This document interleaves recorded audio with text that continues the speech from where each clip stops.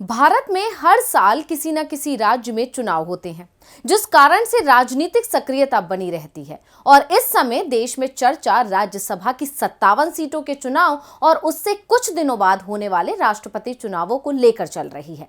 सभी दल इन चुनावों की तैयारी में लगे हुए हैं, लेकिन इन चुनावों से पहले बिहार में जातिगत जनगणना का मुद्दा गर्माता हुआ दिख रहा है, जिसके बाद सवाल खड़ा हो गया है कि आखिर ये मुद्दा इस समय क्यों गरमाया है। क्या जानबूझकर इस मुद्दे को उठाया जा रहा है? क्या इस मुद्दे के जरिए बीजेपी की ध्रुवीकरण की रणनीति को कमजोर करने की कोशिश की जा रही है, या फिर नीतीश कुमार बीजेपी से दूर जाने का तलाश रहे हैं मौका? नमस्कार दोस्तों, मैं अंशिता श्रीवास्तव हाजिर हूं अपनी स्पेशल रिपोर्ट में इन सभी सवालों के जवाब लेकर। और आज हम इसी मुद्दे पर चर्चा करेंगे कि क्या विपक्ष एक बार फिर एकजुट होकर बीजेपी को कमजोर करने की कोशिश कर रहा है, या यूं कहें कि विपक्ष ने मोदी को मात देने का ढूंढ लिया है मुद्दा। और इसकी शुरुआत हो रही है बिहार से, क्योंकि बिहार में इन दिनों जातिगत जनगणना का मुद्दा खूब जोर पकड़ रहा है।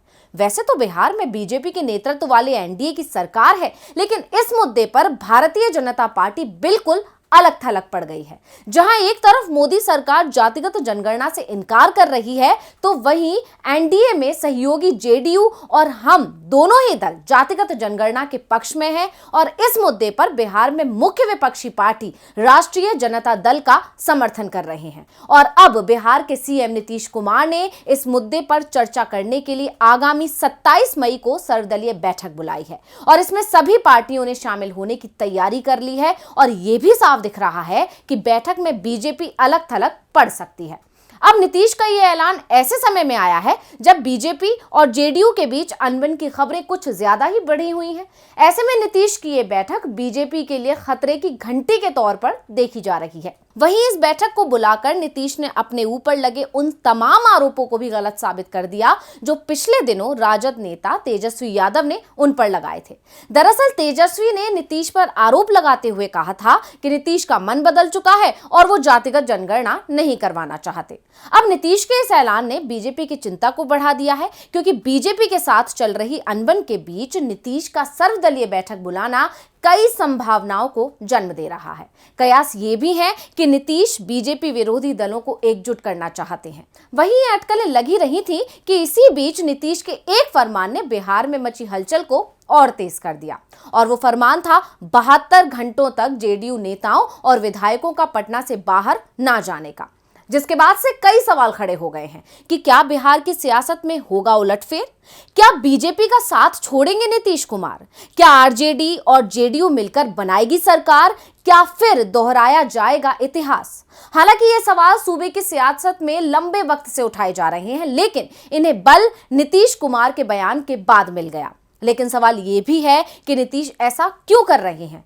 क्या नीतीश बीजेपी की ध्रुवीकरण की रणनीति से खुश नहीं है और इसलिए देश में एक ऐसे मुद्दे को खड़ा किया जा रहा है जो बीजेपी के ध्रुवीकरण के मुद्दे की काट बन सके? गौरतलब है कि बीजेपी जब से सत्ता में आई है, देश में ध्रुवीकरण की राजनीति की जा रही है और अभी देश में ज्ञानवापी, काशी विश्वनाथ, श्री कृष्ण जन्मभूमि, कुतुब मीनार जैसे एक के बाद एक करके कई मुद्दों को खड़ा किया गया है।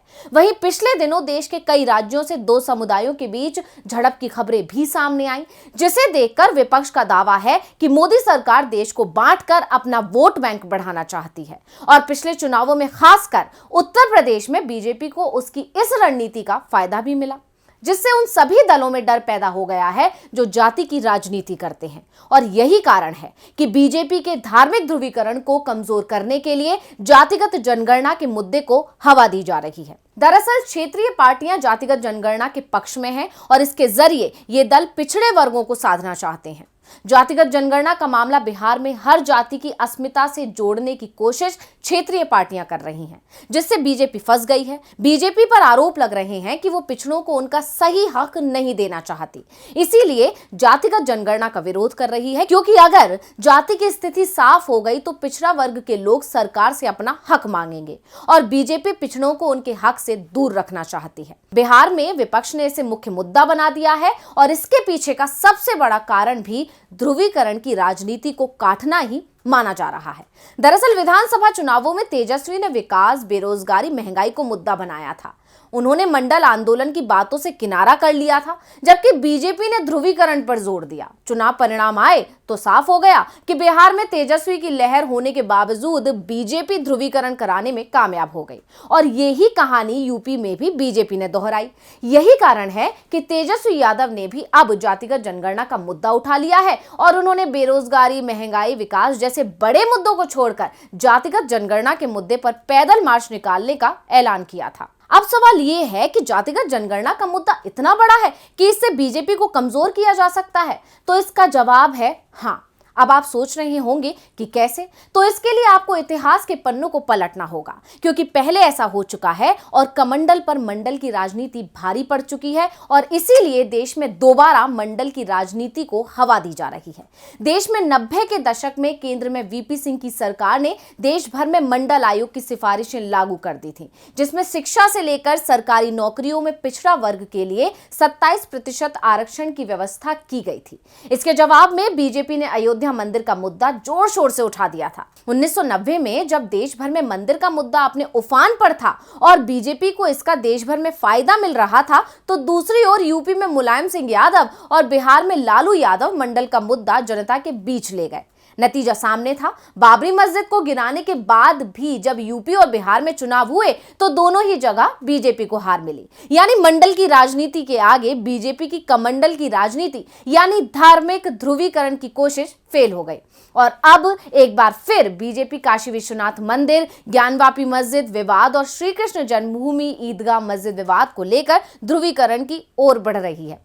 विपक्ष को चिंता है कि अगर देश का बहुसंख्यक वर्ग बीजेपी की बातों में आ गया तो विपक्ष के लिए चुनावों में मुश्किल खड़ी हो जाएगी। इसीलिए बिहार में राजनीतिक दलों ने एक बार फिर से जातियों पर फोकस कर दिया है। इसका असर बिहार की राजनीति में दिखाई देना भी शुरू हो गया है।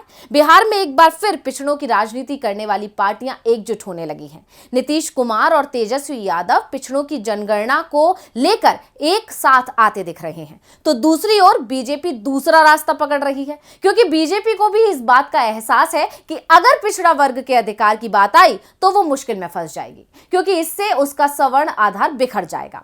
इसलिए उसके सामने मुश्किल खड़ी हो गई है। साथ ही धार्मिक ध्रुवीकरण का जो आजमाया हुआ उसका हथियार लगातार उसे सफलता दिला रहा था, उसके भी फेल होने का खतरा खड़ा हो जाएगा। इतिहास गवाह है कि मंदिर और मंडल की राजनीति में जीत मंडल की ही हुई है और एक बार फिर इतिहास दोहराया जा सकता है। इसी के साथ मुझे दीजिए इजाजत, फिर हाजिर होंगे एक और स्पेशल रिपोर्ट के साथ। नमस्कार। हमारे चैनल से जुड़े रहने के लिए YouTube पर टाइप करें DB लाइव, सब्सक्राइब बटन को क्लिक करें और बेल आइकन को दबाना न भूलें ताकि खबरें आप तक पहुंचती रहें। देखते रहिए DB लाइव, क्योंकि यहाँ हैं खबरें लगातार।